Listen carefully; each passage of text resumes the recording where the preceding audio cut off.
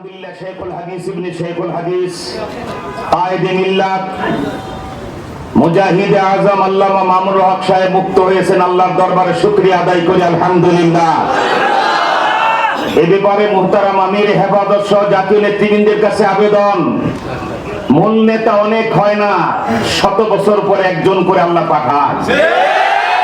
মামুনুল হক আজকে দুধের বাচ্চা না ফিটার খায় না, 3 বছর জেল খেটে সোনায় সোহাগা হয়েছেন, একই সোনা হয়েছেন। উল্টে দিতে যোগ জমানা চাই না অনেকজন, এক মানুষই আনতে পারে জাতির জাগরণ। এই সংগঠন প্রতিভা বিকাশের সুযোগ দেয় না, ব্যক্তিত্বের মূল্যায়ন করে না, সেই সংগঠন কোনোদিন আলোর মুখ দেখে না। সুতরাং মামুনুল হক সাহেবকে কি করা উচিত? হেফাজত নেতৃবৃন্দ সুচিন্তিত ভেবে সিদ্ধান্ত নেন, জাতির মুক্তির পথ রচনা হয়ে যাবে ইনশাআল্লাহ।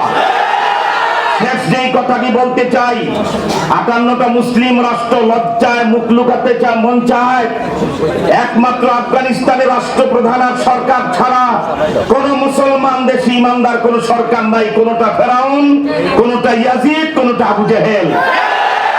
তা হলে ফিলিস্তিনের ব্যাপারে আমেরিকান 40টা ইউনিভার্সিটিতে আন্দোলন হয়, বাংলাদেশে কেন ফিলিস্তিনের পক্ষে আন্দোলন হয় না? ঠিক কিনা বলেন?